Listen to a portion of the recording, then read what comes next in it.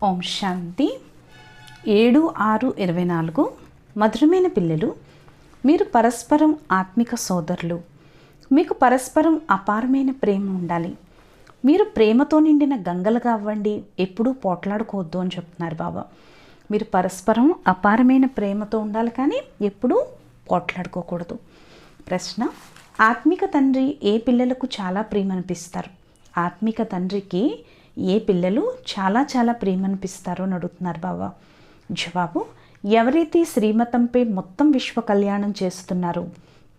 2, ఎవరైతే పుష్పాలుగా అయ్యారో, ఎప్పుడూ ఎవరికి ముళ్ళను గుచ్చరో, ఎవరైతే పరస్పరం చాలా ప్రేమగా ఉంటారో, ఎప్పుడూ అలగరో, అటువంటి పిల్లలు బాబాకి చాలా చాలా ప్రేమ అనిపిస్తారట. ఎవరైతే దేహాభిమానంలోకి వచ్చి పరస్పరం పోట్లాడుకుంటారో, ఉప్పు నీరులా అవుతారో, వారు బాబా పరువుని పోగొడతారు. ఎవరైతే పరస్పరం పోట్లాడుకుంటారో, ఉప్పు నీరులా అవుతారో, వారు బాబా పరువుని పోగొడతారు. వారు బాబాను నిందింపచేసే నిందకులుగా కూడా అవుతారని చెప్తున్నారు బాబా. ఓం శాంతి. ఏ విధంగా ఆత్మిక పిల్లలకు ఇప్పుడు ఆత్మిక తండ్రి ప్రేమనిపిస్తారో, అలాగే ఆత్మిక తండ్రికి ఆత్మిక పిల్లలు కూడా చాలా ప్రేమ అనిపిస్తారట. మనకి బాబా ఎంత ప్రియంగా అనిపిస్తారో, బాబాకు కూడా మనం అంత ప్రేమ అనిపిస్తాం. ఎందుకంటే వారు శ్రీమతంపై మొత్తం విశ్వ కళ్యాణం చేస్తున్నారు. కళ్యాణకారులు అందరూ ప్రేమ అనిపిస్తారు. మీరు కూడా పరస్పరం సోదరులు కావున మీరు కూడా తప్పకుండా ఒకరికొకరు ప్రేమ అనిపించాలి. ఒకే తండ్రి పిల్లలకు పరస్పరం ఎంత ప్రేమ ఉంటుందో అంతగా బయట వారితో ఉండదు. లౌకికంలో చూడండి, ఒకే తండ్రి పిల్లలకు ఉన్నంత ప్రేమ బయట వాళ్ళకైతే ఉండదు కదా అని చెప్తున్నారు బాబా. బయట వాళ్ళకైతే అంత ప్రేమ ఉండదు బాబా చెప్తున్నారు. ఇప్పుడు ఒకరికొకరు ప్రేమ అనిపిస్తారు. ఇక్కడ కూడా మీరు పరస్పరం చాలా చాలా ప్రేమతో ఉండాలి. సోదరులు ఇక్కడే పోట్లాడుకుంటూ ఉన్నట్లయితే, లేక ప్రేమించుకోకపోతే వారు సోదరులు కానట్లే. మీకు పరస్పరం ఎంతో ప్రేమ ఉండాలి. బాబా చెప్తున్నారు, మీకు పరస్పరం ఎంతో ప్రేమ ఉండాలి. తండ్రికి కూడా ఆత్మలపై ఎంతో ప్రేమ ఉంది కదా, కావున ఆత్మలకు కూడా పరస్పరం ఎంతో ప్రేమ ఉండాలి. సత్యయుగంలో ఆత్మలందరూ ఒకరికొకరు ప్రేమ అనిపిస్తారు. ఎందుకంటే శరీర అభిమానం తొలగిపోతుంది. సోదరులేని మీరు ఒక తండ్రి స్మృతి ద్వారా మొత్తం విశ్వమంతటి కళ్యాణం చేస్తారు. మీ కళ్యాణం చేసుకుంటారు. అలాగే సోదరుల కళ్యాణం కూడా చేయాలి. కావున బాబా దేహాభిమానుల నుండి దేహీ అభిమానులుగా తయారు చేస్తున్నారు. లౌకిక సోదరులైతే పరస్పరం ధనం కొరకు, వాటాల కొరకు పోట్లాడుకుంటూ ఉంటారు. అక్కడైతే ఒకరికొకరు డబ్బు కోసం, వాటాల కోసం పోట్లాడుకుంటూ ఉంటారు. ఇక్కడ పోట్లాడుకునే విషయం ఏదీ లేదు. ప్రతి ఒక్కరూ డైరెక్ట్గా కనెక్షన్ ఉంచుకోవాల్సి ఉంటుంది. ఇక్కడైతే పోట్లాడుకోకర్లేదు. ప్రతి ఒక్కరూ కూడా డైరెక్ట్ కనెక్షన్ బాబాతో ఉండాలి. ఇది అనంతమైన విషయం. యోగ బలం ద్వారా తండ్రి నుండి వారసత్వాన్ని తీసుకోవాలి. ఇక్కడ యోగం చేసి యోగం ద్వారా మనం ఏం చేయాలి? తండ్రి నుండి వారసత్వాన్ని తీసుకోవాలి. లౌకిక తండ్రి నుండి స్థూలమైన వారసత్వాన్ని తీసుకుంటారు. లౌకిక తండ్రి నుండి అయితే స్థూలమైన వారసత్వాన్ని తీసుకుంటారు. ఇక్కడ ఇదైతే ఆత్మిక తండ్రి నుండి ఆత్మిక పిల్లలు పొందే ఆత్మిక వారసత్వం. ఇక్కడ ఆత్మిక తండ్రి నుండి ఆత్మిక పిల్లలు పొందే ఆత్మిక వారసత్వం. ప్రతి ఒక్కరూ డైరెక్ట్గా తండ్రి నుండి వారసత్వాన్ని తీసుకోవాలి. ఎంతెంతగా వ్యక్తిగతంగా తండ్రిని స్మృతి చేస్తారో అంతగా వారసత్వం లభిస్తుంది. ఇక్కడ ఎంతకెంతగా తండ్రిని స్మృతి చేస్తే అంతగా వారసత్వం లభిస్తుంది అంటున్నారు బాబా. పరస్పరం పోట్లాడుకోవడం గమనిస్తే మీరు ఏదేమైనా అనాథలా అని బాబా అంటారు. ఆత్మిక సోదరులు పరస్పరం ఎప్పుడూ పోట్లాడుకోకూడదు. సోదరులయ్యుండి పరస్పరం పోట్లాడుకుంటున్నట్లయితే, ప్రేమ లేకపోతే మాయకి చెందిన వారిగా అయిపోయినట్లే. సోదరులయ్యుండి పరస్పరం పోట్లాడుకుంటే, ప్రేమ లేకపోతే బాబా ఏం చెప్తున్నారు? రావణుడికి చెందిన వారిగా అయిపోయినట్లే. వారంతా అసురీ సంతానమే. మళ్ళీ దైవీ సంతానం అసురీ సంతానంలో తేడా లేనట్లుగా అయిపోతుంది. బాబా అంటున్నారు, దైవీ సంతానానికి అసురీ సంతానానికి తేడా లేనట్లుగా అయిపోతుంది. ఎందుకంటే దేహాభిమానులుగా అయ్యే పోట్లాడతారు. ఆత్మ ఆత్మతో పోట్లాడదు. కావుననే మధురాతి మధురమైన పిల్లలు పరస్పరం ఉప్పు నీరులా అవ్వకండి అని బాబా అంటారు. అలా అవుతారు కాబట్టే అర్థం చేయించడం జరుగుతుంది. ఇప్పుడు అందరూ ఉప్పు నీరులా ఉంటున్నారు కాబట్టే బాబా చెప్పడం జరుగుతుంది. వీరు దేహాభిమానం కలవారు. వీరు రావణుడి పిల్లలే కానీ నా పిల్లలు కారు. ఎందుకంటే పరస్పరం ఉప్పు నీరులా ఉంటారని బాబా అంటారు. మీరు 21 జన్మలు క్షీరఖండంలా ఉంటారు. బాబా అంటున్నారు 21 జన్మలు మీరు పాలు పంచదారలా కలిసి ఉంటారు. ఈ సమయంలో దేహీ అభిమానులుగా ఉండాలి. బాబా అంటున్నారు ఈ సమయంలో ఎలా ఉండాలి? పూర్తి దేహీ అభిమానులుగా ఉండాలి. అంటే ఆత్మాభిమానులుగా అవ్వాలి. పరస్పరం కలవకపోతే ఆ సమయంలో రావణ సాంప్రదాయం వారిగా భావించాలి. ఒకవేళ పరస్పరం ఒకరికొకరు కలవకపోతే బాబా ఏమంటున్నారు? రావణ సాంప్రదాయం కలవారిగా భావించాలి. పరస్పరం ఉప్పు నీరులా అవ్వటం వల్ల తండ్రి పరువు కూడా ఏం చేస్తున్నారు? తండ్రి పరువుని పోగొడతారు. ఈశ్వర్య సంతానంగా పిలువబడుతున్న అసురీ గుణాలు ఉన్నట్లయితే దేహాభిమానులుగా ఉన్నట్లే. దేహీ అభిమానుల్లో ఈశ్వర్య గుణాలు ఉంటాయి, ఆత్మాభిమానుల్లో ఈశ్వర్య గుణాలు ఉంటాయి. ఇక్కడ మీరు ఈశ్వర్య గుణాలను ధారణ చేస్తారు. అప్పుడే బాబా తమ తోడుగా ఇంటికి తీసుకువెళ్తారు. ఇక్కడ ఈశ్వరుడి గుణాలు మీరు ధారణ చేస్తున్నారు. అప్పుడే బాబా మనల్ని ఏం చేస్తారు? తోడుగా ఇంటికి తీసుకువెళ్తారు పరంధాము. మళ్ళీ అవే సంస్కారాలు మీతో పాటు వెళ్తాయి. పిల్లలు దేహాభిమానంలోకి వచ్చి పరస్పరం ఉప్పు నీరులా అవుతారని బాబాకు తెలుస్తుంది. కానీ పిల్లలు దేహాభిమానంలోకి వచ్చి పరస్పరం ఏమవుతున్నారు? ఉప్పు నీరులాగా అయిపోతున్నారు. వారు ఈశ్వర్య పిల్లలుగా పిలువబడజాలరు. ఎవరైతే దేహాభిమానంలోకి వచ్చి పోట్లాడుకుంటారో వాళ్ళు అసలు నా పిల్లలే కారని చెప్తున్నారు బాబా. వాళ్ళు ఈశ్వర్య పిల్లలుగా పిలువబడజాలరు. తమను తాము ఎంతగానో నష్టపరుచుకుంటారు. తమను తాము ఏం చేస్తారు? ఎంతగానో నష్టపరుచుకుంటారు. మాయకి వశమైపోతారు. పరస్పరం ఉప్పు నీరులాగా అయిపోతారు. మాయకి వశమైపోతారు, పరస్పరం ఉప్పు నీరులాగా అయిపోతారు. నిజానికి మొత్తం ప్రపంచమంతా కూడా ఎలా ఉంది ఈరోజు? ఉప్పు నీరులాగే ఉన్నారంటున్నారు బాబా. కానీ ఈశ్వర్య సంతానం కూడా ఉప్పు నీరులాగా అయితే ఇంకా బయట వారికి మనకి కూడా తేడా ఏముంది?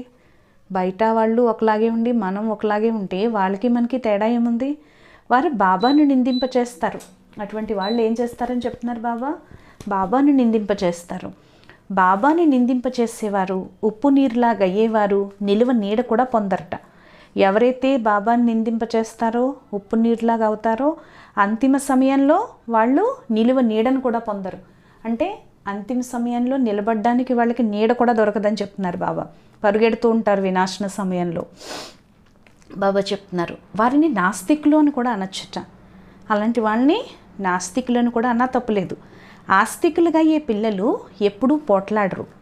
మీరు పరస్పరం ఎప్పుడూ పోట్లాడకూడదు. ప్రేమగా ఉండటం ఇక్కడి నుండి నేర్చుకోవాలి. తద్వారా మళ్ళీ 21 జన్మలు పరస్పరం ఆ ప్రేమ ఉంటుంది. బాబా పిల్లలుగా పిలువబడ్డాక మళ్ళీ సోదరులుగా అవ్వకపోతే వారు అసురీ సంతానం అయినట్లే. బాబా పిల్లలుగా పిలువబడ్డాక మళ్ళీ సోదరులుగా అవ్వకపోతే వాళ్ళు ఎవరంటున్నారు? బాబా అసురీ సంతానమే. బాబా పిల్లలకు అర్థం చేయించేందుకే మురళి వినిపిస్తారు. కానీ దేహాభిమానం కారణంగా వారికి బాబా తమను గూర్చే తెలియచేస్తున్నారు అన్నది కూడా తెలీదు. కానీ వాళ్ళు దేహాభిమానంలో ఉన్నందువల్ల బాబా తమకే చెప్తున్నారన్న విషయం కూడా పాపం వాళ్ళు గుర్తించరు. మాయ చాలా తీవ్రమైంది. ఏ విధంగా ఎలుక కొరికితేది తెలియదో అలాగే మాయ చాలా తీయగా ఊతూ కొరికేస్తుంది. ఎలుక ఏం చేస్తుంది? ముందు ఊది అప్పుడు కొరుకుతుంది, తర్వాత తెలుస్తుంది ఎలుక కొరికింది అని. అలాగే మాయ కూడా కొరికినట్లుగా, మాయకి వశీభూతం అయినట్లుగా కూడా తెలియదు. మాయ చాలా తీయగా ఊదుతూ కొరికేస్తుంది. తెలీదు. పరస్పరం అలగటం అసురీ సాంప్రదాయాల పని. చాలా సెంటర్లలో ఉప్పు నీరులా ఉంటారు. ఇప్పుడు ఇంకా ఎవరు పర్ఫెక్ట్గా అయితే అవ్వలేదు కదా. మాయ యుద్ధం చేస్తూ ఉంటుంది. మాయ ఎలా తల తిప్పేస్తుందంటే అసలు అది తెలియదు అంటున్నారు బాబా. మాలో పరస్పరం ప్రేమ ఉంటుందా లేదా అని మీ హృదయాన్ని మీరు ప్రశ్నించుకోవాలి. ప్రేమ సాగరుడి పిల్లలైనట్లయితే ప్రేమతో నిండిన గంగలుగా అవ్వాలి. పోట్లాడుకోవటం, తప్పుగా మాట్లాడుకోవటం, వీటికన్నా మాట్లాడకుండా ఉండటం మంచిది. చెడు వినకండి. ఒకరు అసురులుగా అయిపోతే ఇంకొకరు కూడా అసురులుగా అయిపోకూడదు. ఒకరిలో మాయ ప్రవేశిస్తే ఇంకొకరిలో కూడా మాయ ప్రవేశించకూడదు. ఎవరిలోనైనా కోపం యొక్క అంశం ఉంటే ఇక ఆ ప్రేమ ఉండదు. కావున రోజు మీ లెక్కాచారాన్ని చూసుకోండి అని బాబా అంటారు. అసురీ నడవడిక బాగుపడకపోతే ఎటువంటి ఫలితం వెలువడుతుంది? ఏ పదవిని పొందుతారు? ఏ సేవ చేయకపోతే ఫలితం ఎలా ఉంటుంది? పదవి కూడా తక్కువైపోతుంది అని బాబా అర్థం చేయిస్తారు. అందరికీ సాక్షాత్కారం జరగవలసిందే. మీకు కూడా మీ చదువు సాక్షాత్కారం జరుగుతుంది. సాక్షాత్కారం అయిన తర్వాతనే మీరు బదిలీ అవుతారు. మీరు బదిలీ అయ్యి కొత్త ప్రపంచంలోకి వచ్చేస్తారు. చివరిలో అన్నీ సాక్షాత్కారం అవుతాయి. ఎవరెవరు ఏ మార్కులతో పాస్ అయ్యారో తెలిసిపోతుంది. బాబా అంటున్నారు చివరిలో అన్నీ తెలుస్తాయి. ఎవరెవరు ఏ ఏ మార్కులతో పాస్ అయ్యారో కూడా తెలుస్తుందని చెప్తున్నారు బాబా. అప్పుడు ఏమవుతుంది? ఆ తర్వాత అన్నీ తెలిసాక గుండెలు బాదుకుంటారని చెప్తున్నారు బాబా. తర్వాత ఏమవుతుంది? గుండెలు బాదుకుంటారు. అప్పుడు ఇంకా సమయం తిరిగి రాదు కదా. బాబా చెప్తున్నారు ఏ సేవ చేయకపోతే ఫలితం ఏముంటుంది? సాక్షాత్కారం అయిన తర్వాత మీరు బదిలీ అవుతారు, గుండెలు బాదుకుంటారు, శిక్షలు కూడా అనుభవిస్తారు. బాబా చెప్పిన మాట వినలేదే అని ఎంతో పశ్చాత్తాపపడతారు. అప్పుడు అనిపిస్తుంది అయ్యో బాబా ఇన్నేళ్ళు చెప్పారు, ఇన్ని సంవత్సరాలు మాకు పాలన ఇచ్చారు, కానీ మేము తయారవలేకపోయామే అని ఎంతో పశ్చాత్తాపపడతారు. ఎటువంటి అశ్రీ గుణం ఉండకూడదు అని బాబా పదే పదే అర్థం చేయించారు. ఎవరిలో అయితే దైవీ గుణాలు ఉంటాయో వారు ఆ విధంగా తమ సమానంగా తయారు చేయాలి. బాబాని స్మృతి చేయటం చాలా సహజం. అలఫ్ మరియు బే ఆలు ప్రథమాక్షరాలు. అలఫ్ అంటే బాబా, బే అంటే రాజ్యాధికారం. కావున పిల్లలకు నష ఉండాలి. పరస్పరం ఉప్పు నీరుగా అవుతున్నట్లయితే ఈశ్వరీయ సంతానంగా ఎలా భావిస్తారు? వీరు అసురీ సంతానం, మాయ వీరు ముక్కు పట్టుకుంటుంది అని బాబా కూడా భావిస్తారు. వారికి తెలియదు. స్థితి అంతా అల్లకల్లోలం అయిపోతుంది, పదవి తక్కువైపోతుంది. పిల్లలైన మీరు వారికి ప్రేమగా నేర్పించే ప్రయత్నం చేయాలి. ప్రేమ దృష్టి ఉండాలి. బాబా ప్రేమ సాగరుడు కాబట్టి వారు పిల్లల్ని కూడా తమ వైపుకు ఆకర్షిస్తారు కదా. కావున మీరు కూడా ప్రేమ సాగరులుగా అవ్వాలి అని చెప్తున్నారు బాబా. బాబా పిల్లలకు చాలా ప్రేమగా అర్థం చేయిస్తారు, మంచి సలహా ఇస్తారు. బాబా పిల్లలకి ఎంతో ప్రేమగా అర్థం చేయిస్తారు, మంచి సలహా ఇస్తారు. ఈశ్వరీయ మతం లభించటం ద్వారా మీరు పుష్పాలుగా అయిపోతారు. ఈశ్వరుడి సలహా ఎప్పుడైతే లభించిందో అప్పుడు మనం ఎలా అవుతాం? పుష్పాలుగా అయిపోతాం. వారు మీకు అన్ని గుణాలను ఇస్తారు. దేవతల్లో ప్రేమ ఉంది కదా. కావున ఆ స్థితిని మీరు ఇక్కడే తయారు చేసుకోవాలి. ఈ సమయంలో మీకు జ్ఞానం ఉంది, మళ్ళీ దేవతలుగా అయిపోతే ఆ జ్ఞానం ఉండదు అంటున్నారు బాబా. అక్కడ కేవలం దైవీ ప్రేమ మాత్రమే ఉంటుంది, ఎక్కడ? సత్యయుగంలో. కావున పిల్లలు ఇప్పుడు దైవీ గుణాలను కూడా ధారణ చేయాలి. ఇప్పుడు మీరు పూజ్యులుగా అయ్యేందుకు పురుషార్థం చేస్తున్నారు. ఇప్పుడు సంగమయుగంలో ఉన్నారు.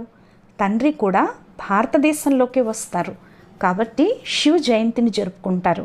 కానీ వారెవరు, ఎలా వస్తారు, ఎప్పుడు వస్తారు, వచ్చి ఏం చేస్తారు అన్నది ఏమీ తెలీదు. పిల్లలైన మీరు కూడా ఇప్పుడు నంబర్ వారీగా పురుషార్థం అనుసారంగా తెలుసుకున్నారు. ఎవరైతే తెలుసుకోరో వారు ఎవరికీ అర్థం చేయించలేరు కూడా. మళ్ళీ పదవి కూడా తగ్గిపోతుంది. స్కూల్లో చదివే వారిలో కొందరి నడవడిక బాగోదు, స్కూల్లో కూడా కొందరి నడవడిక బాగోదు, కొందరిది ఎల్లప్పుడూ బాగుంటుంది. కొందరు ప్రజెంట్ అవుతారు, కొందరు ఆబ్సెంట్ అవుతారు. ఎవరైతే సదా బాబాని స్మృతి చేస్తారో, స్వదర్శన చక్రాన్ని తిప్పుతూ ఉంటారో వారు ప్రజెంట్ అయి ఉన్నట్లు. లేస్తూ కూర్చుంటూ మీరు స్వయాన్ని స్వదర్శన చక్రధారులుగా భావించండి అని బాబా అంటారు. మర్చిపోతారు కాబట్టి ఆబ్సెంట్ అయిపోతారు. ఎప్పుడైతే ఎల్లప్పుడూ ప్రజెంట్ అయి ఉంటారో అప్పుడే ఉన్నత పదవిని కూడా పొందుతారు. మర్చిపోతే తక్కువ పదవిని పొందుతారు. ఇప్పుడు ఇంకా సమయం ఉంది అని బాబాకు తెలుసు. బాబా ఎప్పుడో చెప్పారు ఈ మురళి, అందుకే సమయం ఉంది. కానీ ఇప్పుడైతే సమయం లేదు. ఉన్నత పదవిని పొంది వారి బుద్ధిలో ఈ చక్రం తిరుగుతూ ఉంటుంది. బుద్ధిలో శివబాబా స్మృతి ఉండాలి, నోటిలో జ్ఞానామృతం ఉండాలి. అప్పుడు తనువు నుండి ప్రాణం పోవాలి అని అంటారు. ఏదైనా వస్తువుపైన ప్రీతి ఉంటే అంతిమ కాలంలో అదే గుర్తుకొస్తూ ఉంటుంది. తిండిపై లోభం ఉంటే మరణించే సమయంలో ఆ వస్తువే గుర్తుకొస్తూ ఉంటుంది. అప్పుడు పదవి కూడా ఏమవుతుంది? భ్రష్టమైపోతుంది. బాబా సమయంలో బాబా స్వదర్శన చక్రధారులకు అయ్యి మరణించండి, ఇంకేది గుర్తుకు రాకూడదు అంటారు. ఏ సంబంధం లేకుండా ఆత్మ ఏ విధంగా వచ్చిందో అదే విధంగా తిరిగి వెళ్ళాలి. లోభం కూడా తక్కువేమీ కాదు. లోభం ఉంటే చివరి సమయంలో అదే గుర్తుకొస్తూ ఉంటుంది. అది లభించకపోతే అదే ఆశతో మరణిస్తారు. కావున పిల్లలైన మీలో లోభం మొదలైనవి ఏమీ ఉండకూడదు అంటున్నారు బాబా. బాబా అయితే ఎంతో అర్థం చేయిస్తారు, కానీ అర్థం చేసుకునేవారు అర్థం చేసుకోవాలి కదా. బాబా ఓహో బాబా అంటూ బాబా స్మృతిని హృదయానికి గట్టిగా హత్తుకోండి. బాబా, ఓహో బాబా అంటూ బాబా స్మృతిని ఏం చేయండి, హృదయానికి గట్టిగా హత్తుకోండి. అలాగని బాబా బాబా అని నోటితో అనకూడదు, మనసులో అజ్పా జపం కొనసాగుతూ ఉండాలి. బాబా స్మృతిలో కర్మాతీత స్థితిలో ఈ శరీరాన్ని వదలాలి. అప్పుడే ఉన్నత పదవిని పొందగలుగుతారు. అచ్చా, మధురాతి మధురమైన ఆత్మిక పిల్లలకు మాతాపిత బాప్దాదాల ప్రియ స్మృతులు మరియు గుడ్ మార్నింగ్. ఆత్మీక పిల్లలకు ఆత్మీక తండ్రి యొక్క నమస్తే. మధురాతి మధురమైన ఆత్మీక తండ్రికి ఆత్మీక పిల్లల యొక్క ప్రియ స్మృతులు, గుడ్ మార్నింగ్ మరియు నమస్తే నమస్తే నమస్తే. ధారణ కొరకు ముఖ్య సారం: ప్రేమతో నిండిన గంగలుగా అవ్వాలి. అందరిపైన ప్రేమపూరితమైన దృష్టిని ఉంచాలి. ఎప్పుడూ మీ నోటితో తప్పుడు మాటలు మాట్లాడకూడదు. ఏ విషయంలోనూ లోభం ఉంచుకోకూడదు. స్వదర్శన చక్రధారులుగా అయి ఉండాలి. అంతిమ సమయంలో ఏ వస్తువు గుర్తురానట్లుగా అభ్యాసం చేయాలి. వరదానము: పాత దేహము, దేహి ప్రపంచపు సర్వ ఆకర్షణల నుండి సహజంగా సదా దూరంగా ఉండే రాజఋషి భవ. రాజఋషి అనగా ఒకవైపు సర్వప్రాప్తుల అధికారపు నశ, మరియు మరొకవైపు అనంతమైన వైరాగ్యపు అలౌకిక నశ. వర్తమాన సమయంలో ఈ రెండు అభ్యాసాలు పెంచుకుంటూ వెళ్ళండి. వైరాగ్యం అంటే తొలగిపోవటం కాదు, కానీ సర్వప్రాప్తులు ఉన్నా కూడా హద్దు ఆకర్షణ మనస్సుని బుద్ధిని ఆకర్షణలోకి తీసుకురాకుండా ఉండటం. సంకల్పంలో కూడా అధీనత ఉండకూడదు. వీరినే రాజఋషి అనగా అనంతమైన వైరాగి అంటారు. ఈ పాత దేహము, దేహ పాతపు ప్రపంచం, వ్యక్త భావం, వైభవాల భావం, ఈ అన్ని ఆకర్షణల నుండి సదా సహజంగానే దూరంగా ఉండేవారు. స్లోగన్ను: సైన్స్ సాధనాలను ఉపయోగించండి, కానీ వాటిని మీ జీవిత ఆధారాలుగా తయారు చేసుకోవద్దు. ఈరోజు స్వమానం: నేను రాజఋషి ఆత్మను. మాతేశ్వరి గారి మమ్మ యొక్క మధుర మహావాక్యాలు. ఈ సమయంలో ప్రాక్టికల్ మహాభారతం రిపీట్ అవుతూ ఉంటుంది. చూడండి, కౌరవులకు పాండవులకు పరస్పరం కురుక్షేత్రంలో యుద్ధం జరిగిందని, పాండవులకు తోడుగా డైరెక్షన్లు ఇచ్చేందుకు శ్రీకృష్ణుడు ఉన్నాడని మనుషులు అంటారు.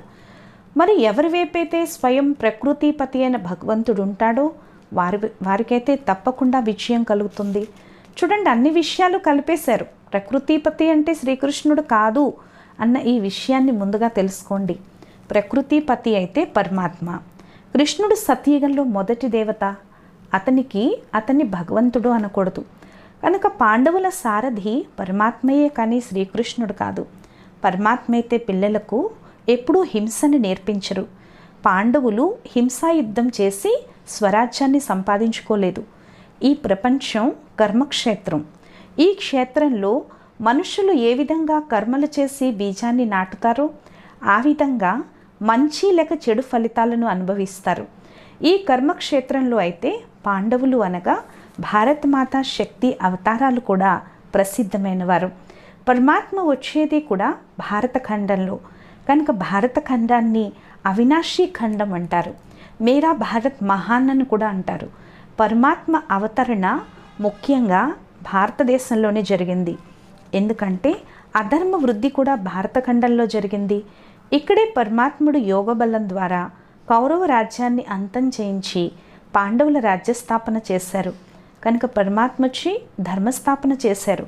కానీ భారతవాసులు తమ మహాపవిత్ర ధర్మాన్ని మరియు శ్రేష్ఠ కర్మల్ని మరిచి తమని హిందువులుగా పిలిపించుకోసాగారు. పాపం వారు తమ ధర్మాన్ని తెలుసుకోక ఇతర ధర్మాల్లో కలిశారు. మరి అనంతమైన జ్ఞానాన్ని అనంతమైన యజమానే స్వయం తెలియచేస్తారు. వీరైతే తమ స్వధర్మాన్ని మరిచి హద్దులో ఇరుక్కుపోయారు. దీన్నే అతి ధర్మగ్లాని అంటారు. ఎందుకంటే ఇవన్నీ ప్రకృతి ధర్మాలు. కానీ మొదట కావాల్సింది స్వధర్మం. మరి ప్రతి ఒక్కరికి స్వధర్మం నేను శాంతస్వరూపాత్మను. తర్వాత తమ ప్రకృతి ధర్మం దేవతా ధర్మం. 33 కోట్ల భారతవాసులు దేవతలు. కనుక పరమాత్ముడు అనేక దేహ ధర్మాలను త్యాగం చేయండి, సర్వధర్మాన్ని పరిత్యజే మామేకం శరణం రజామి అంటారు. దేహం యొక్క సర్వధర్మాలు వదిలి నన్నొక్కడిని స్మృతి చేయండి. ఈ హద్దు ధర్మాల వల్ల ఇంతగా ఆందోళన కలిగింది. మరి ఇప్పుడు ఈ హద్దు ధర్మాల నుండి బయటపడి బేహద్లోకి వెళ్ళాలి. ఆ బేహద్ తండ్రైన సర్వశక్తివంతుడగు పరమాత్మతో యోగం జోడించాలి. సర్వశక్తివంతుడు ప్రకృతిపతి పరమాత్మ, అంతేకాని కృష్ణుడు కాదు. కల్పపూర్వం కూడా సాక్షాత్ ప్రకృతిపతి అయిన పరమాత్మ ఎవరి వైపైతే ఉన్నారో విజయం వారికే కలిగింది. అచ్చా, ఓం శాంతి.